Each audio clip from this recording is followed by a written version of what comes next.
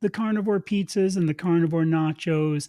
We're going against the grain, literally and figuratively, Getting into carnivore, I always say, is a lot of mental. Letting go of those old habits, forming new ones is mentally really hard and taxing to let go. figure out what works for you. It's harder for people that have severe food addictions. I mean, that makes it harder. So in some ways, again, you kind of have to know yourself. Hello, everybody. Here with Evan and me, Chad, and we're just going to kind of talk. I think a little bit. He's going to give off a little bit of where he came from, what he's doing, and where he wants to go, and then the rest of it's just going to be us talking life, faith, carnivore, everything else. So, hello, Hey, how are you? Good to meet you. you too, Chad. I've been a big fan since, I got Appreciate into it. carnivore and found your channel, and to connect with you now is it's a joy. And you did with Dante too. He's somebody I got to hook up with because I watched him, and it took me so long to get into this.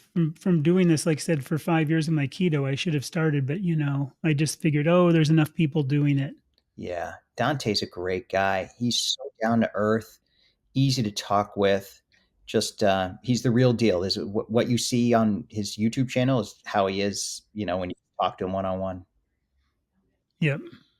And I know he's also mentioned his faith quite a bit too, Yeah. which is cool because there's a lot of us in that community. Oh yeah, You know, doesn't have to be, but it's nice to have it I agree. because it's something solid to lean back on. That's right. Well, I mean, it does connect with carnivore in a way because we're going against the grain, literally and figuratively, and and if you have to have some sense of strong convictions, and people of faith, there you have strong convictions, so you have to be able to, in some ways, exercise that muscle when it comes to carnivore too. Now, how did you get into it? Did you get into it for what reasons? It's interesting. It was more I'd always had a stomach ache, for some whatever reason, probably since middle school. I'd always have digestive gut problems. And after a while, I just kind of learned to live with it. And, sort of just a little bit of a chronic pain. And it wasn't horrible, it wasn't debilitating, but it was bad. And my daughter, who's now almost 17, was diagnosed with celiac several years ago. So we had to totally change up what we served in our home.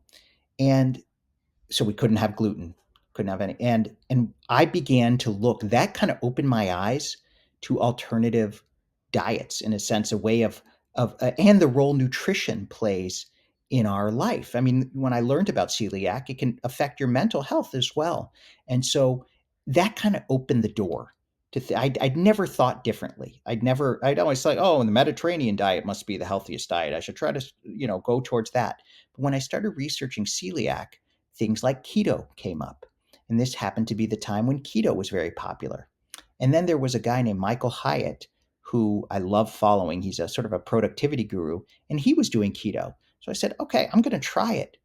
And it was fantastic. I lost 20, I had about 20, 25 pounds to lose, and I lost it in about a month. My stomach felt a little better, not a ton better, but a little better. And the more I did keto, the more actually I realized I had some issues. I was addicted to sweets. I went from, the regular sugar sweets to keto sweets, but I was still addicted to it. And my stomach still hurt. So I decided, you know what? I'm going to go, in a sense, extreme keto and try carnivore. This was 2.5 years ago, and it was spectacular overnight. I know this isn't true for everybody, but for me, it was transformative right away. I started lifting weights again. I hadn't lifted weights in about 10 years. I started listening to classical music again. I'd been a little, I played piano when I was younger, and I kind of turned that off, but somehow I think some brain fog cleared up, and I felt that desire again. Um, I started writing more, so I'm a writer, and I was writing about 500 words a day, and suddenly, without seemingly more effort, my productivity doubled to about 1,000 words a day. So it was just a tremendous clearing of the head, and it's just been wonderful ever since. That's awesome. It's funny about the keto snacks Yeah, because I did keto wrong. I always say that to people. Clean keto is great. The keto that I learned was like fat bombs, chocolate yep, cookie bars, yep, all these alternatives. Yeah. And this is a good discussion that I have with people. I have this double edge. I always try to balance everything I think about. I'm kind of against the carnivore pizzas and the carnivore nachos and making all those things. If you have some eating problems from Yes. the past, to make that clear. I'm okay with it if you're at your prime weight, or you're truly like, I don't care about losing weight. I'm just doing this for all the metabolic reasons, again, the no joint pains, the feeling younger. Yeah. And I do okay with all this extra dairy, and I do okay with all these things, I agree. then go for it. But I do think some of that's creeped in from the keto world of like, you know, hey, here's all these recipes you can try that are alternatives. Truffles and, Yeah. I agree. Simple. One of the beautiful parts of carnivore for me is the simplicity. It is pretty much I can have a steak or ground beef, and I do lion, so I'm pretty strict, and it's not. And Mhm. I also basically do OMAD now, which I don't need to. I mean, in terms of if you're thinking solely about weight loss, I'm pretty much at my ideal weight, I think. Um, but the simplicity of it, the way it makes me feel, the the clarity, and I know we're going to talk about this, but there is a spirituality about it. There is a sense that I'm grounded in how I what I eat, and that opens me up to experiencing more of what God intends for us in the world. Yeah. And so, I like the simplicity. To me, yeah, if people love food and they want to be really creative and do new interesting dishes, and they don't have food addictions, more power to them. And that's great. But that's not it's not my approach. Yeah. Correct. And I think that gets back into that faith thing. When food becomes this driving force, oh, and again, I think people have to take the nuances of what I'm saying, where it becomes this thing where it's this huge prep, huge stuff, all these things, getting everything ready. And it starts to take up this time that you could be using for other Right. things, whether it's just sitting and enjoying family, reading a Right. book, listening to classical music, Yeah. doing other things. And again, if that's a hobby too, that's, there's those fine nuances. But I do think it kind of overtakes. And I joke about veggie burgers and carnivore pizza. Both aren't what they are. So why call it that? Why not just call it a carnivore pie, or a carnivore, something?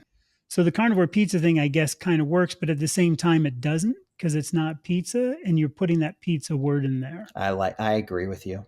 And I do think there's something to that. And we were talking a little bit beforehand, and it's like, even, like in Christianity, and I don't, even the Jewish community I know has their divisions, of the different types. And one can look down on the other that you're not doing this, right.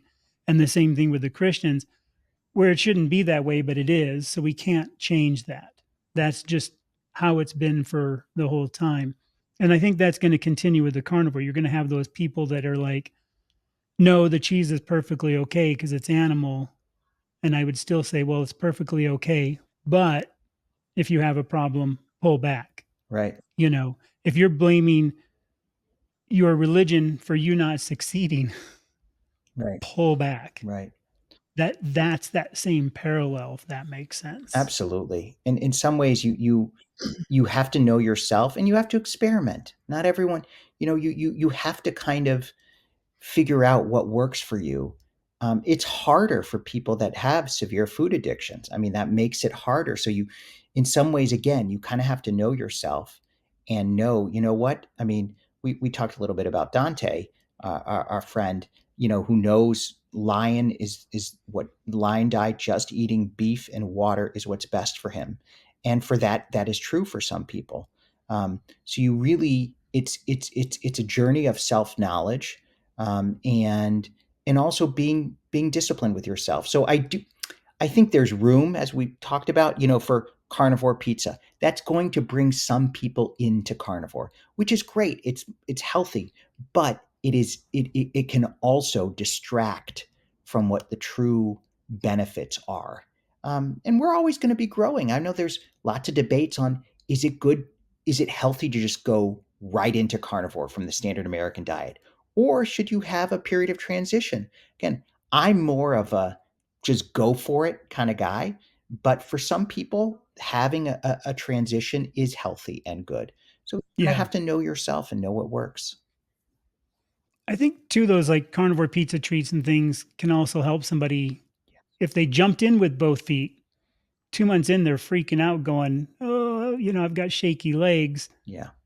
I've got to have something. I'm going to have a slice of pizza." They could go, "Wait a second. I'm going to make carnivore pizza." Yeah. You're right. And I think this is also where sometimes saving those things for when you truly need it Totally. can be really strong. Totally. That's when you go pull the pork rinds out, throw a bunch of cheese on them. Pork rinds and sour cream are amazing. I ate those in the beginning. Yeah. I don't eat them now, because I kind of joke I'm kind of like carnivore on a dairy farm maybe because I do have some dairy because of my no gallbladder issue, Hmm. but it's just Parmesan cheese. Once in a while, that Gruyere, I think is how you pronounce it correctly, but it's a raw milk cheese. So actual Italian Parmesan is raw milk, has to be raw milk. Hmm. The domestic does not have to be. That's why you got to look when you buy Parmesan. Very interesting. It's got to be from Italy. That's And that way, and all the cows in that region that it has to come from are A2. So to me, it's just too little.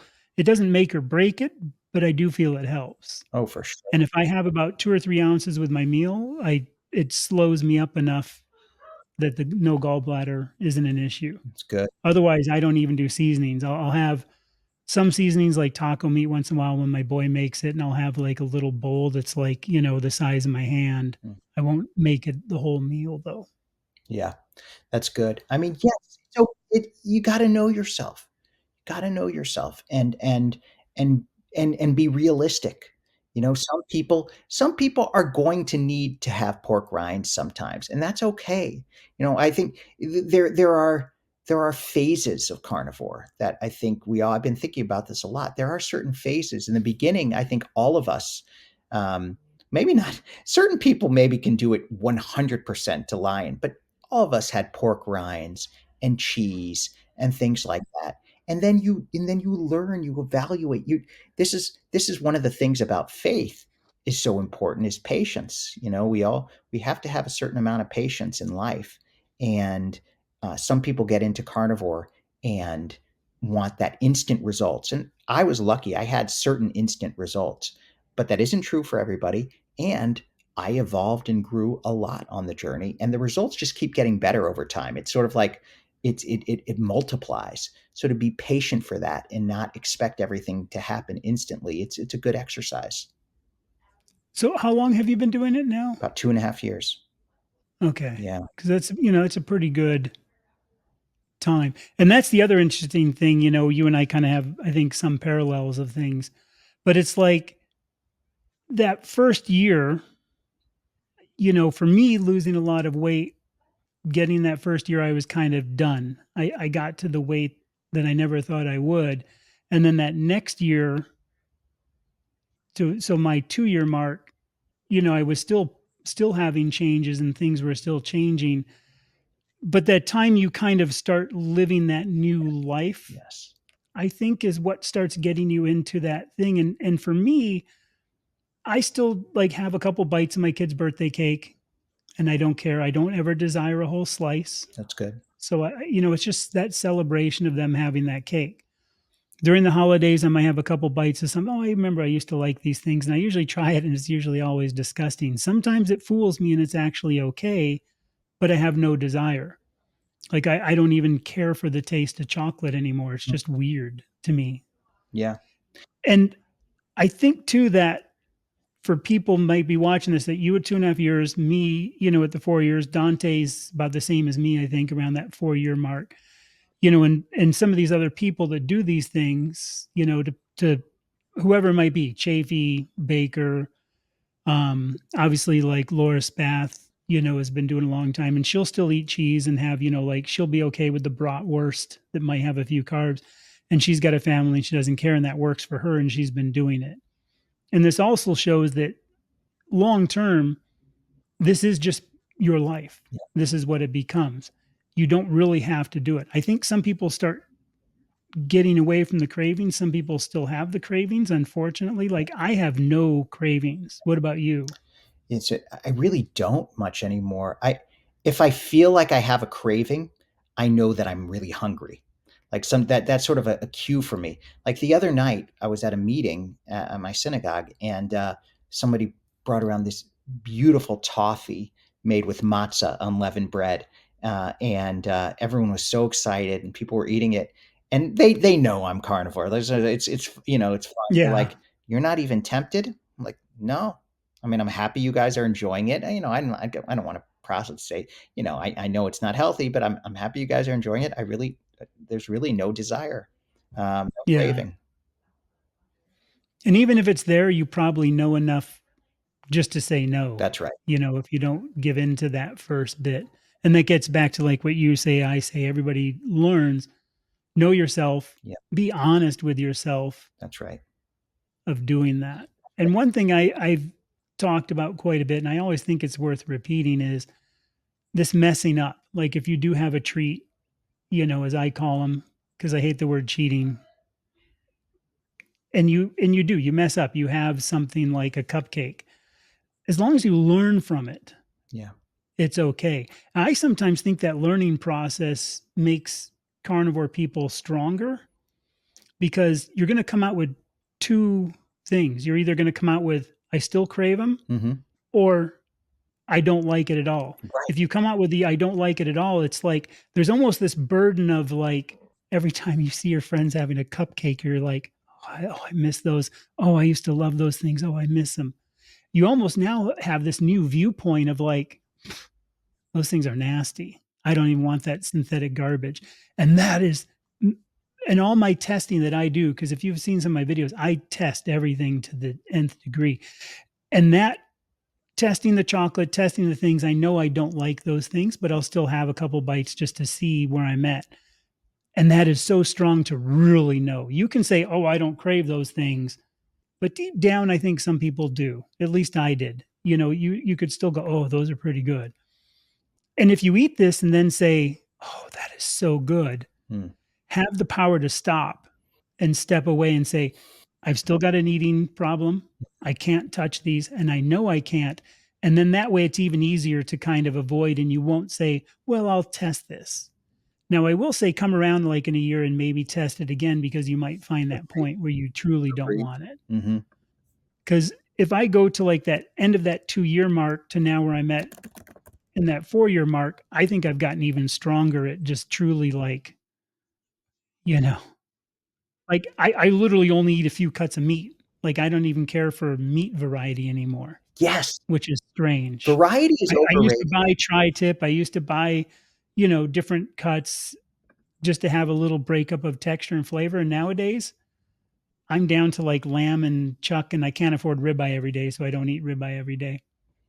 I, But I agree with I just I don't care, and I don't really. We were talking about, I know in the email you mentioned about the minimalist name, because I'm definitely have that minimalist, like my little wardrobe. I should take a picture. It's like my drawer for my summer. My drawers are fairly small. It's like this weird thin dresser. So it's like maybe a little over a foot wide you. Hmm. by like a foot and a half deep. I have a drawer for my summer, a drawer for my winter, a drawer for my like thermal overtops, like fleece and stuff like that. Hmm. And like all my socks are the same. My hiking socks are the Nice. same. I Simplicity. tend to have the same. I buy two of the same pair of shorts when I buy them.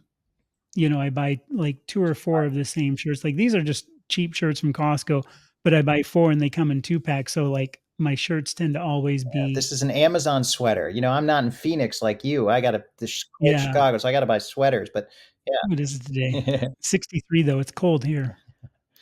So yeah, I agree that I'm pretty much the same way. Like I occasionally like will try different cuts of meat. Like this is going to sound weird, but I love beef brain, which is hard to get.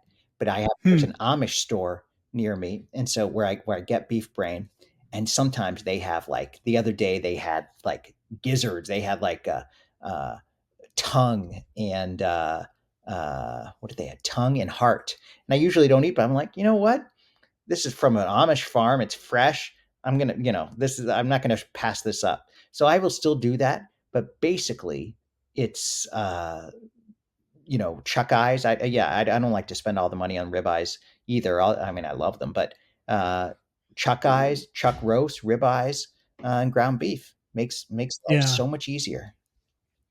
And again, it's that I don't need seasonings, I don't need to shop, I don't need to get all these ingredients together. I don't go, "Oh, I can't make this because I need, like, a half teaspoon of oregano or Right, something." You know what I mean? There's never that like, "Oh, bummer, I'll have to leave that right. out." And it's just simple. And I tend to cook outside. I set up an outdoor kitchen, Nice. and 99% of my cooking's outdoor That's great. because it is kind of greasy and splattery cooking meat every day. Yeah, So there's zero cleanup on the grill or outside. I use these carbon steel debouillé pans, like French chef steel pans that I love. nice. It's like cast iron, but it reacts quicker and it's easier cleanup than cast iron. Yeah, cast iron can make a mess. Yeah, and so like I use those and I basically am set, That's great. and I come in, cut it on the cutting board. I use chopsticks to eat because I use them so much in the islands and I just like them because they're simple. And you don't poke the food and mash it because sometimes even when you poke food like chuck roast with a fork, I know this is so weird. It still kind of squishes in a little bit in the tines and you squish a little bit of the juice out. Yeah, yeah, no, Just a tiny bit and you're poking holes. And if you pick it up with chopsticks, you're not doing that. Now, granted, I'm cutting it all up beforehand, but again, it's kind of like this weird I'm this dude, like, my medicine cabinet and my shaving stuff is all labels are all exactly forward. I'm one of those people that everything is very precise. it's good. So when I cut it up, I put, like, my favorite bites in one little pile, the things I think are gonna be a little tougher in another pile, Well, you're a and then the photographer, so medium you're pieces. a photographer and editor, so you're used to Mhm. being very precise. You have to be for that, and that Everything has to be in its place. yes, and that probably helps a lot with carnivore. Yeah.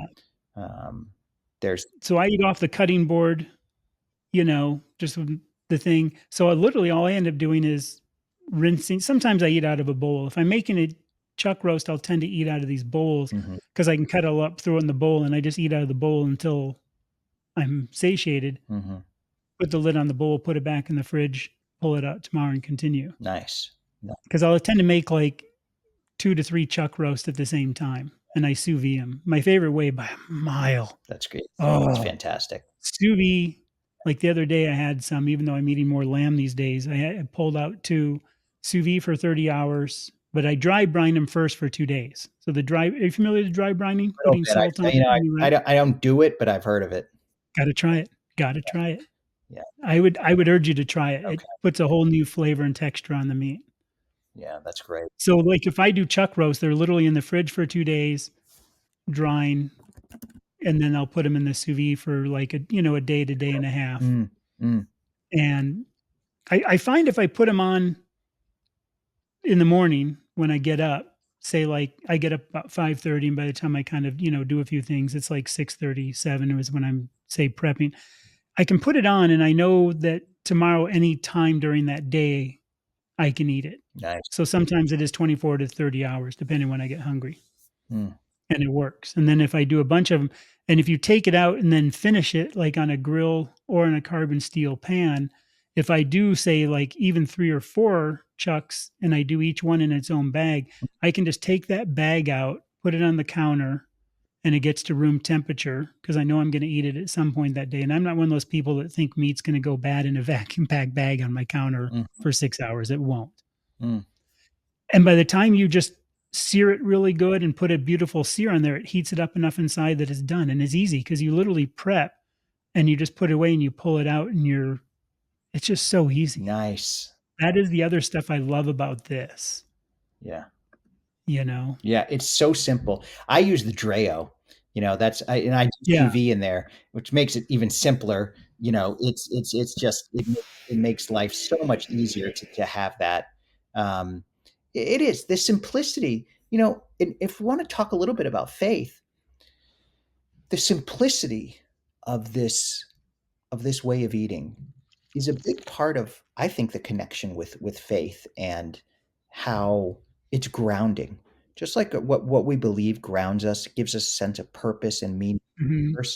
you know, carnivore gives us a certain kind of grounding in nutrition that we know what God intended for our bodies. Now, okay, I don't want to come off like carnivore is not my religion. Judaism is my religion. I'm Correct. not trying to tell everyone you have to live this way and it's the only way. No, but for me, it has provided a certain kind of grounding and a certain way of looking at the world and in a bigger picture of understanding kind of how to best how God intends for me to live.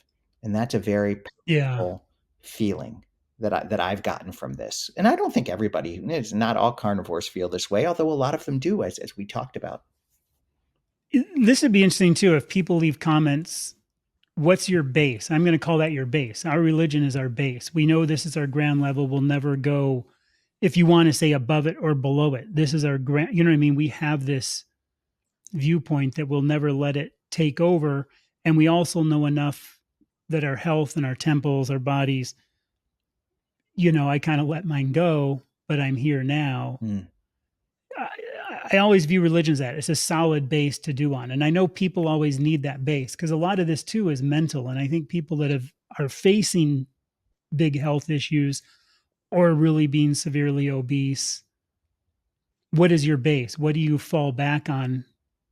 When carnivores say you do have these pauses where you're not losing weight, or what does that make sense? What I'm trying to say is that grounding, like you were saying, kind of that grounding of what we're at, I think is so I think people need it, whether that's a really good friend for you or, if it's another religion or if it's I don't know what. You know what I mean? That's I guess I just don't know what other people lean on to have that. And I don't know if that's maybe why some people too have a hard time, you know, and kind of get depressed and fall down. 100%.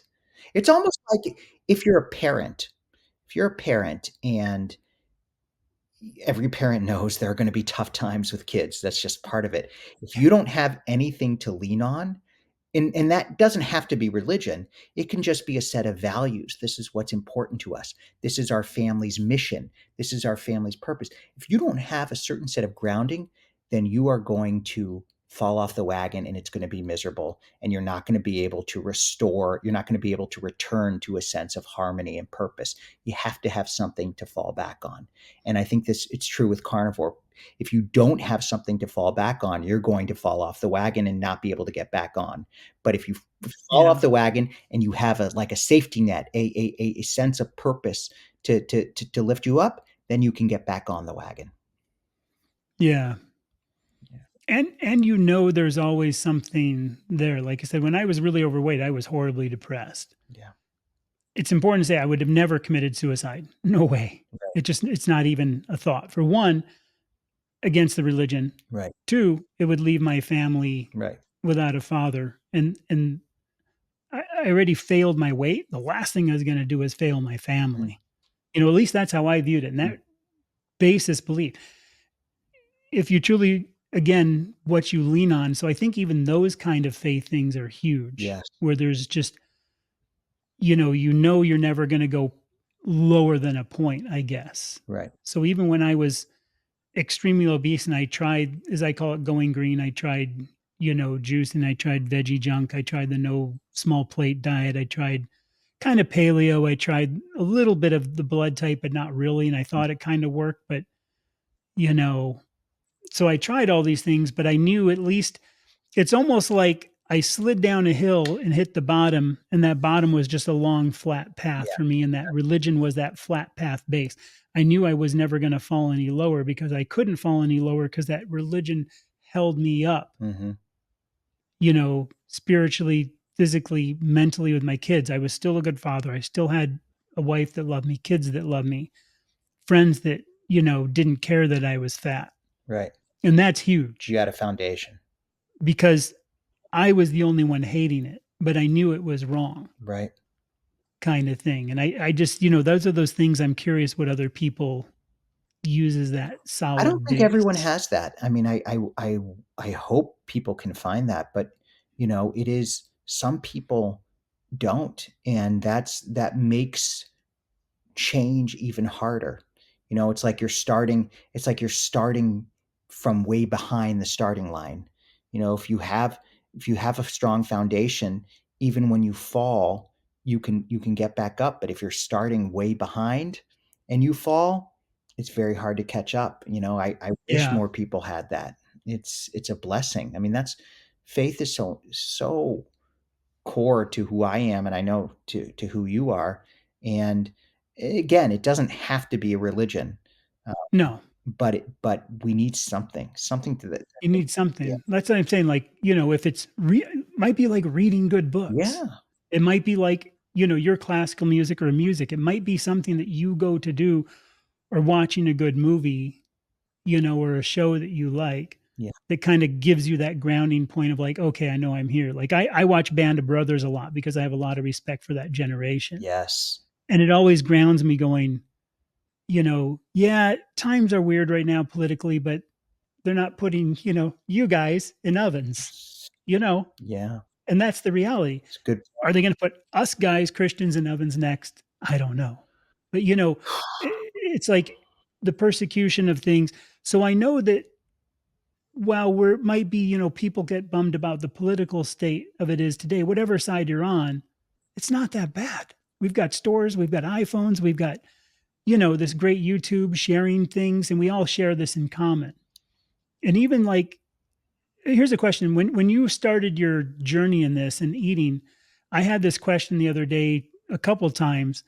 Hey, did you ever cheat when you first started carnivore? And I said, no, I didn't need to because I had keto for a year before that.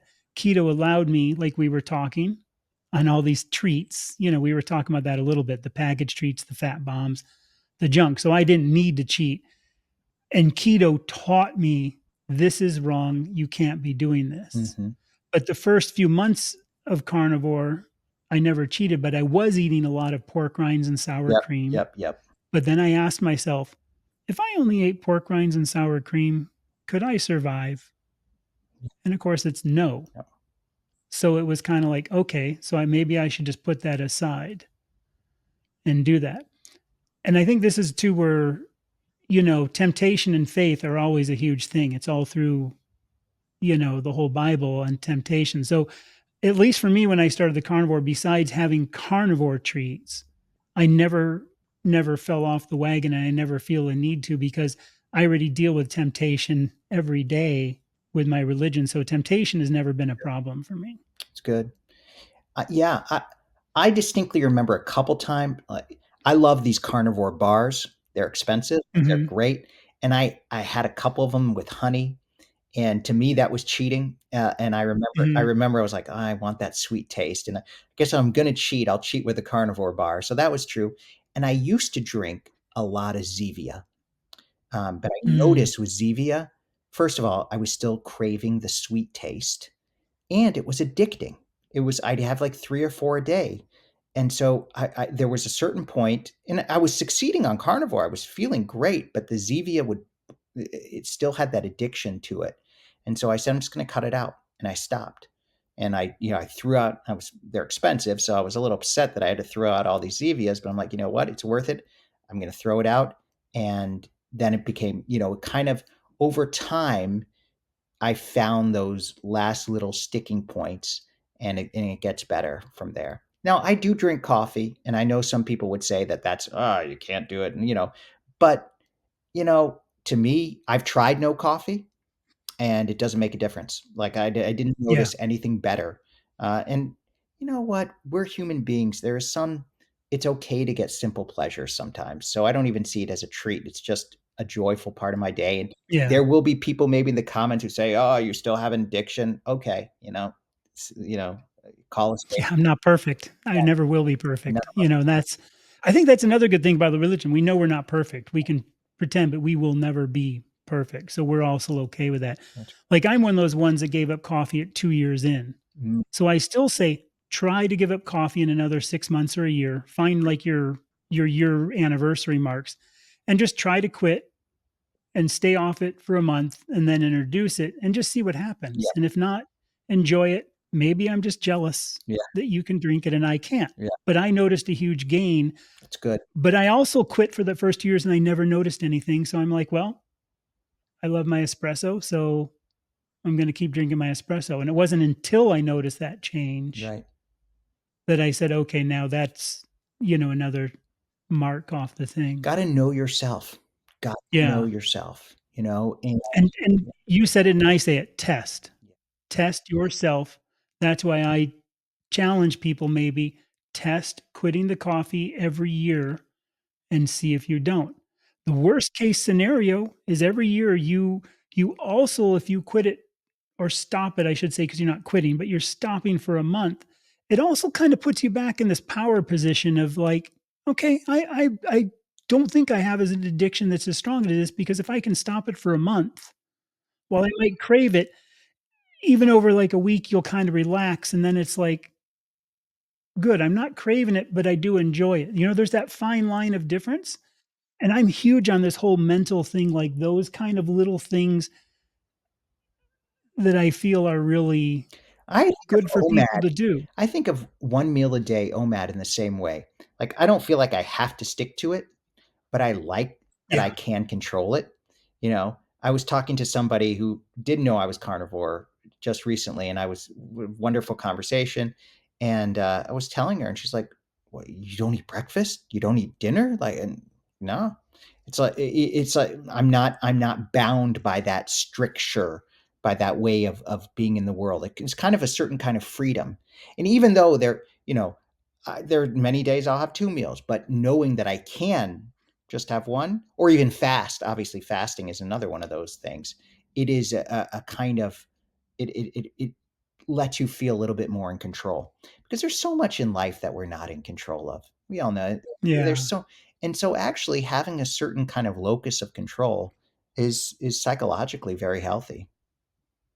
I'm picturing her asking you about the thing is probably right after, "You don't have some vegetables? What about this? I know. Well, what about oatmeal? You don't have oatmeal? You don't have what about fruit?" It's so funny how people like, "Oh, what vegetables?" It's like, "No, just meat." That's it. And it really, you can just see this little something in there going, "Snap," What? something broke, and they're like, "No, Yeah. it can't be." I kind of enjoy it now. Oh, I I love do seeing the too. reaction, like, "What?" It's like you just told them, something so outrageous, like, "Oh, I just saw a UFO." "What?" Like, Yeah. "Oh, I don't eat any vegetables." "What?" It really it's kind of amusing now. Um, Yeah. uh, but I hope, we talked about this a little bit earlier. I do hope carnivore catches on more. I am noticing it, especially younger people. It's really grown. Yeah. I mean, I was talking with my daughter the other day, and she was telling me, "Oh, dad, someone in my, physics class is carnivore," and so it is Oh, that's cool. yeah. And so when people I do think younger people at least have some are conversant with it. I mean, Joe Rogan obviously had a huge impact on that. Sean Baker being on Joe. I mean, because that's appeals to such a young demographic, and such popular Yeah. cultural appeal. So at least it's in the conversation. It will never become mainstream because it's too hard. Well, people think it's too hard. I don't think it's too hard, but for some people, just for cultural reasons, because the culture is so powerful, it's too hard. But it will become more popular for sure. More people will take it up, and I think that's good. I hope so.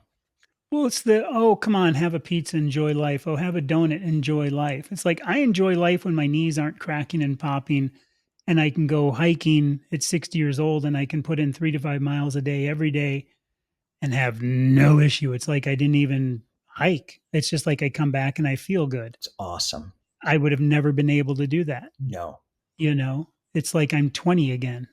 no, So to me, that it's a common term. I did not coin it, but, oh, restrictive to me is having diabetes, whatever. I didn't have diabetes, but you know what I mean? It's those people that all say the same thing. absolutely. It makes sense. I mean, I hope, that the aging. I mean, we think of aging as bringing so many problems, and Yeah. and it's true. Obviously, our body does decline over time. That's how we're created, but it doesn't have to be nearly as bad as it is for some people today.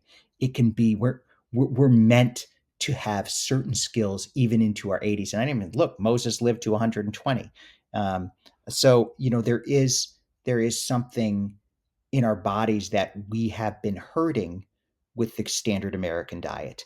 And if we can restore some of that vitality, now some people have it naturally, our bodies are different, but more of us can have stronger bodies later in life with the proper human diet. There's no question.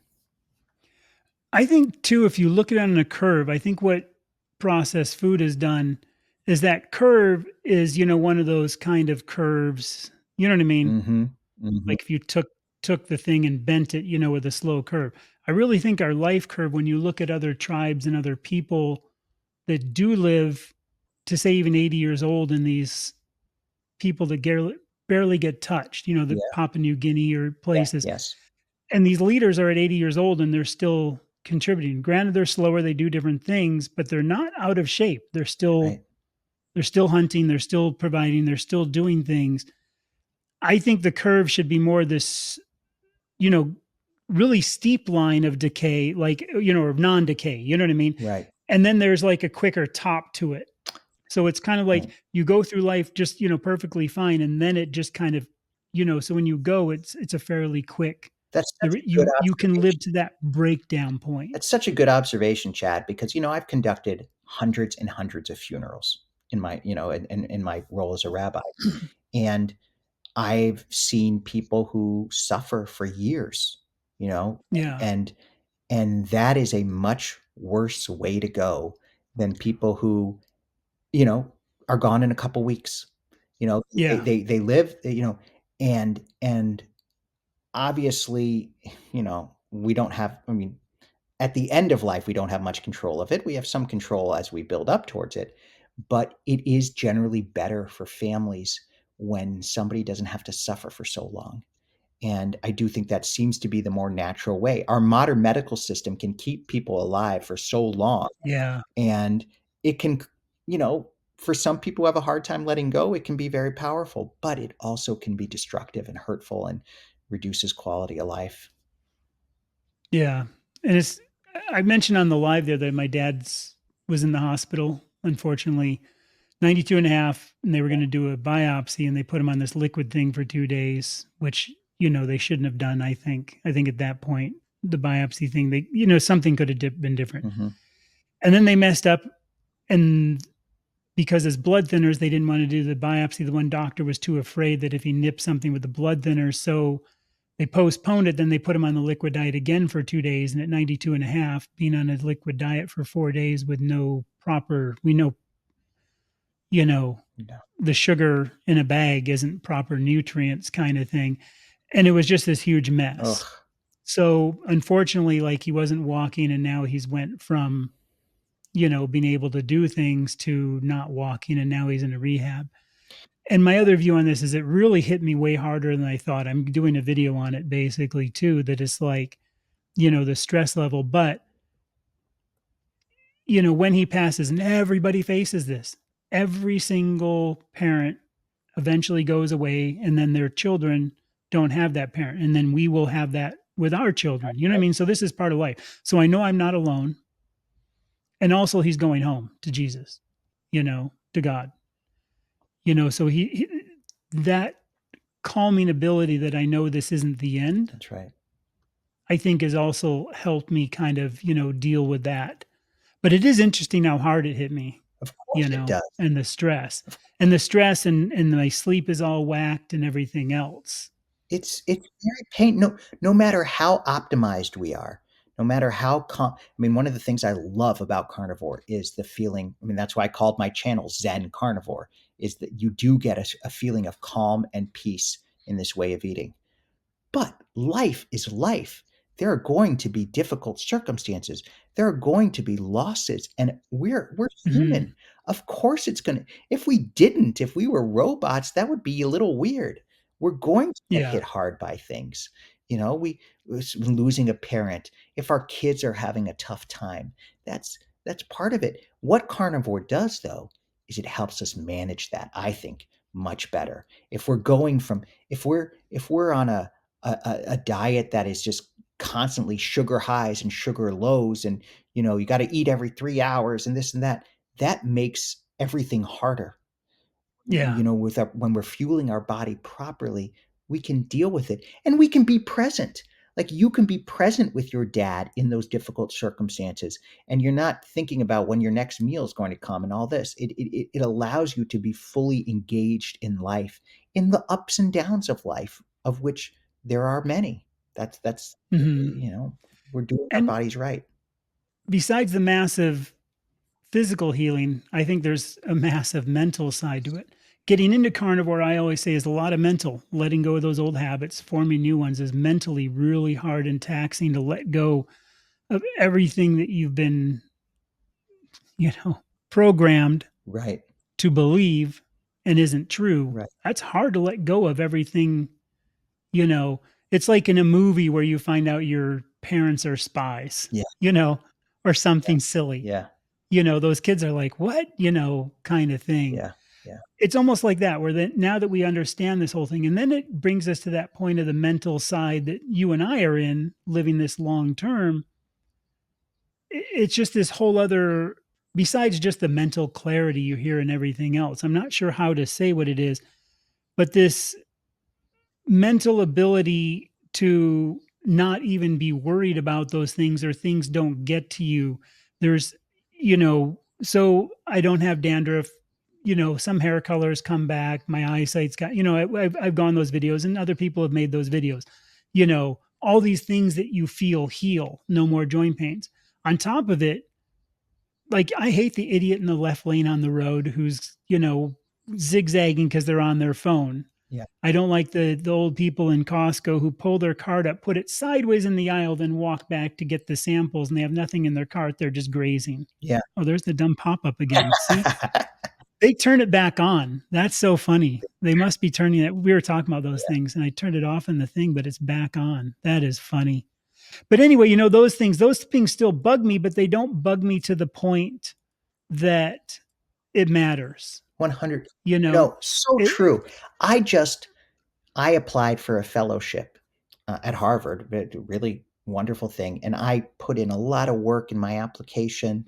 I really worked hard. I got incredible recommendations, and just yesterday, we're recording this. I think it's Thursday. Yesterday, I got an email after months and months of waiting, saying sorry.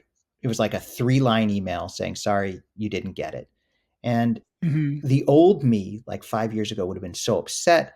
I would have probably, wrote them back saying why it is, I really believe I'm the most qualified, da da da.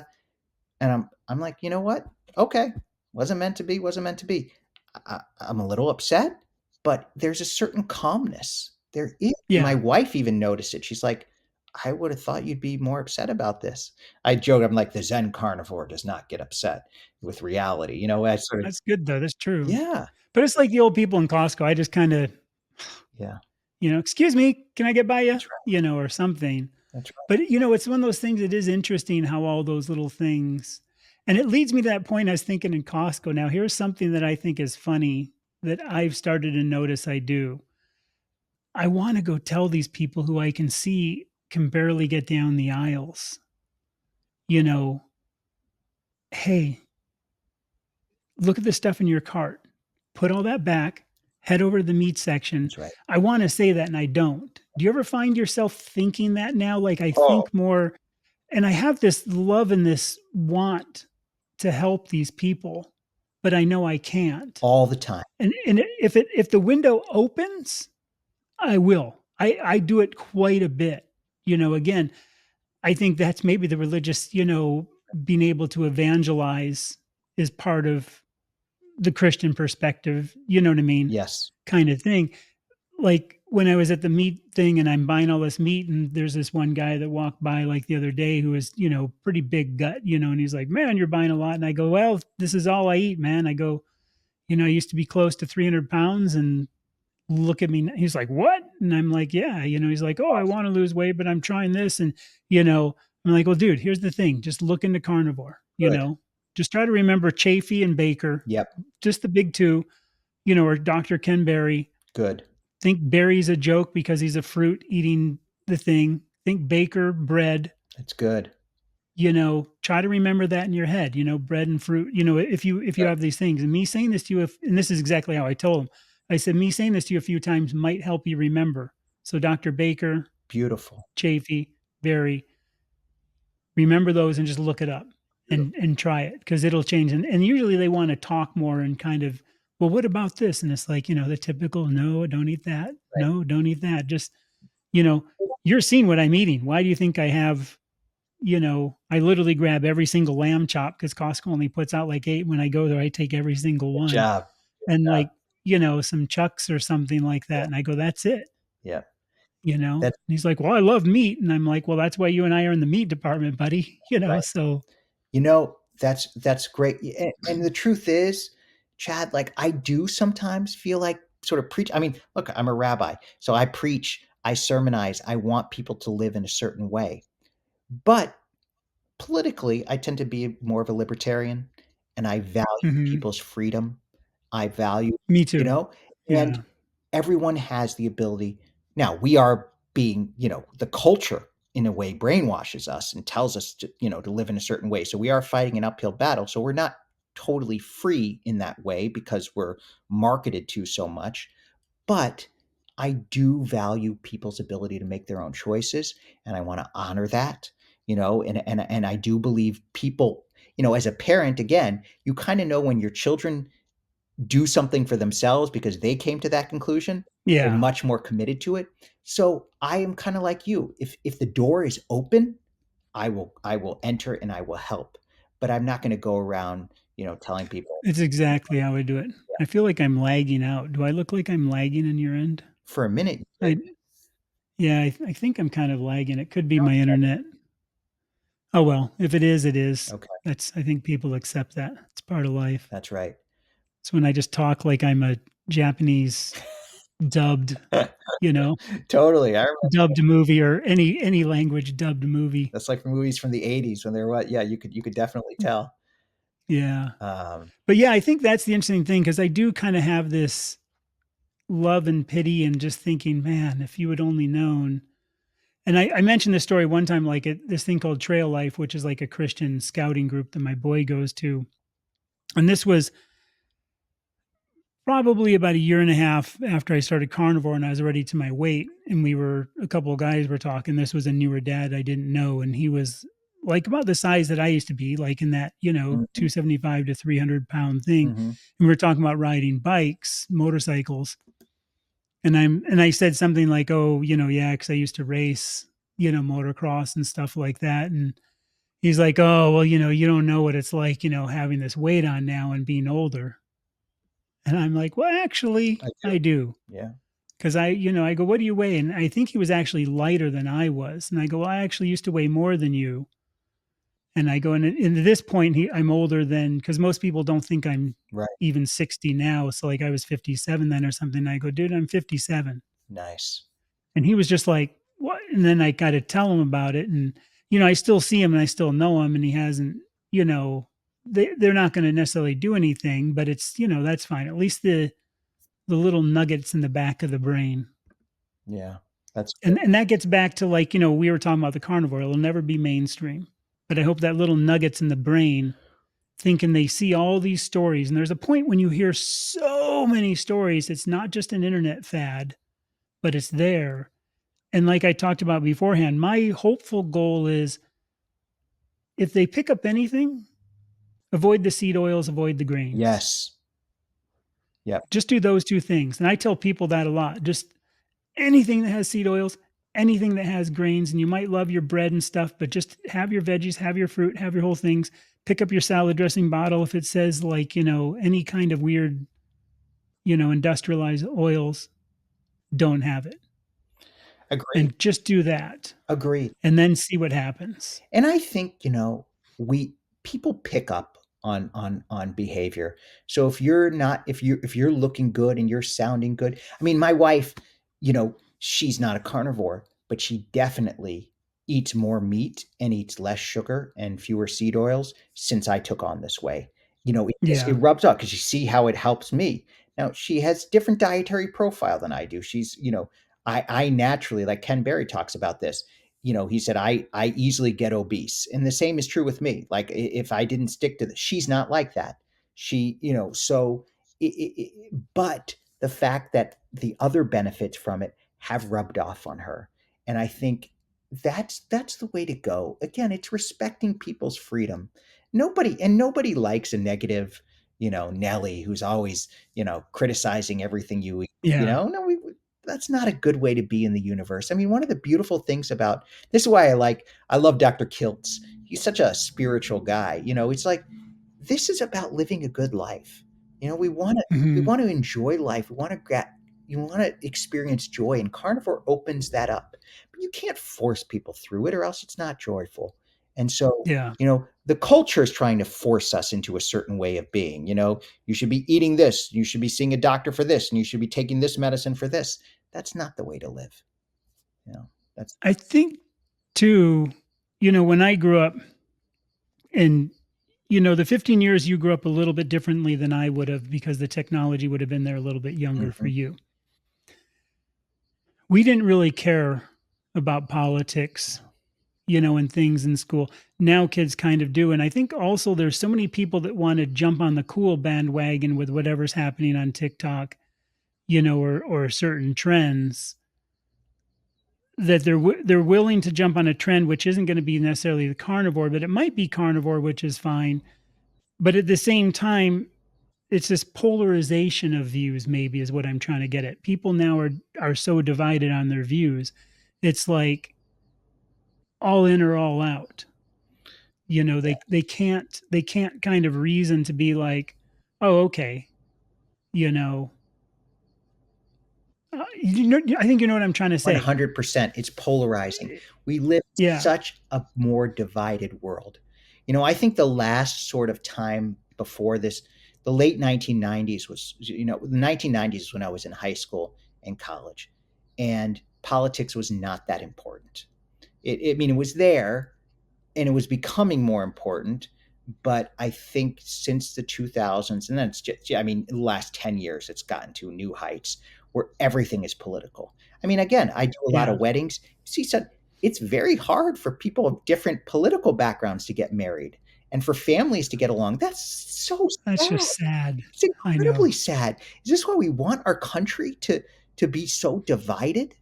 And so it's a big problem. And then that same type of partisanship and division that we see politically will spill over into other parts of life, like diet, like I sports. think it's the attack on carnivore Mm, that is so odd, because like all these dietitians want to attack carnivore as a bad thing and don't, rather than saying, you know, okay, whatever. Like when I lost my gallbladder, it was a few months into the carnivore diet. I went mhm. to the Mayo Clinic. Mayo Clinic's pretty much known for the whole vegan ideology and stuff like that, but they're also good. The Mayo Clinic has Of some of the course. best people in the world. Yeah. My surgeon was this lady, and I'll just leave it at that, you know what I mean? Mhm. To not ever kind of say what, so somebody could go, "Oh, okay, I think I know," But at the same point, she was like, "Good, you found something that works, keep doing That's a it." good And I doctor. was shocked that she said that. It's a good. I wish I'd known more about my gallbladder, maybe trying to save it, but she said there was no way to save it. She also said there's no way that carnivore did this to you. It's the fact that it's working, and she goes, it's so full of sludge and so full of stuff. And when they showed the MRI and the other stuff on it, it was like this solid. It was almost like this weird solid thing inside, like a skin. Like, you know what I mean? There was almost no working to it. Yeah. That. I knew I had a good doctor when, after I first, this was keto. This was, hopefully he doesn't respond differently with carnivore. He knows I'm carnivore, but initially was whatever you're doing, keep doing it. I said, I like this guy and I appreciate him. Yeah. And, my dad's a doctor, retired. My grandfather was a doctor. So I come from families of doctors. So I have utmost respect. But a lot of them today they're bound by a system, that the system is corrupt and the system Yeah. encourages a certain way of being. And there are some really good doctors, but they're few and far between. You have to find them. And Hmm. if you find one, stick with it. But you also have to have you also I mean, even this has nothing to do with carnivore, but you have to have an advocate when people are in the hospital. You have to have an advocate, someone to fight for you, or else they're gonna. I remember when I injured, I was a running injury, injured my pelvis, and they wanted to kick me out. And thank God my wife was with me. She's like, absolutely not. And so they ran a test, and then I ended up having to stay in the hospital for 5 days. But if my wife had not been my advocate right then and there, I would have had to go home. I would have had to go back. It would just would have been a total disaster. So you can't just blindly trust in authority. Yeah. The problem with some of the dietitians, I think, today is they're so brainwashed from the organizations they're learning from.